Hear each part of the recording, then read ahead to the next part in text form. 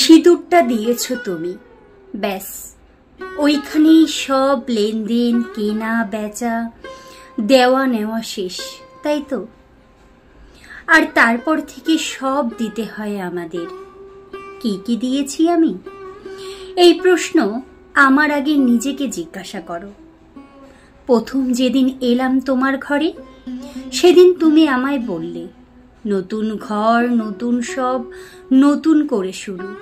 হ্যাঁ, তারপর থেকেই প্রতিটা দিন নতুন, প্রতিটা সকাল নতুন, প্রতিটা রাত নতুন, প্রতিটা হাতের আদর নতুন, বিছানায় পাতা চাদর নতুন। কিন্তু পুরনো প্রিয় জিনিসগুলো ছেড়ে এসেছি আমি। জানতে চাওনি আমি কি কি ছেড়ে এসেছি? আমি বলি, কি কি ছেড়ে এসেছি আমি।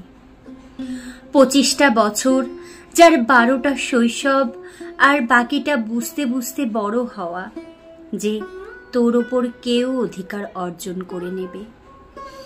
আর ছেড়েছি বাবার যত্ন, মায়ের আদর, ভাইয়ের সাথে খুনসুটি, শীতের রাতের বৃষ্টি, বাসে করে বন্ধুদের সাথে ইউনিভার্সিটি থেকে ফেরা, আরও কত কি।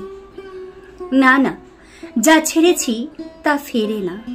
হারানো বিকাল ফেরে না, কুমারীর কৌতূহল ফেরে না, বসন্তের শিহরণ ফেরে না। শুধু ফিরে ফিরে আসে তোলপাড় করা হৃদয়ের ফিরে আসা ডাক।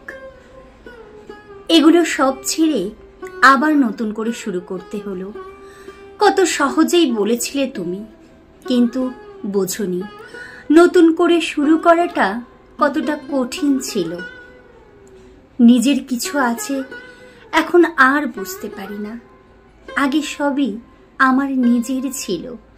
মায়ের গয়না নিজের ছিল, বাবার উপহার ভাইয়ের সাথে ভাগ করে নেওয়া ছিল, তবুও নিজের ছিল। ব্যস্ততাতে মায়ের খাইয়ে দেওয়াও নিজের ছিল, মায়ের হাতের রান্না সেও নিজেরই ছিল। আর এখন তুমি বললে সব নিজের করে নাও। বেশ, নিজের করে নিলাম। তোমার মাকে মা বলে নিজের করে নিলাম, তোমার ঘরকে আপন বলে নিজের করে নিলাম, তোমার নামে পদবিখানাও নিজের করে নিলাম। রাত দুপুরে তোমার সব আবদার নিজের করে নিলাম, তোমার ছেলের সব বায়নাও নিজের করে নিলাম। সবাইকে খাইয়ে সবশেষে খেতে বসা নিজের করে নিলাম। কাক ভরে জেগে ওঠা নিজের করে নিলাম। মায়ের কাছে গেলে না, মা এখনো বলে, কি রে, দুটো ভাত খাইয়ে দেব? চুলটা তোর বেঁধে দেব আজ, একটু বেশি ঘুমানা মা, ও বাড়িতে উঠিস না হয় ভোরে।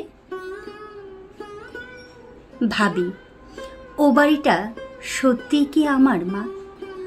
ওখানে আমি কারোর স্ত্রী, কারোর মা, কিন্তু কারোর মেয়ে তো না মা। এখানে আমি তোমার মেয়ে, ঠিক যেমন ছিলাম আগে। তাই এখনো যখন বাড়িতে ফিরি মনে হয় মা, এটাই আমার বাড়ি আর ওটা শ্বশুর বাড়ি।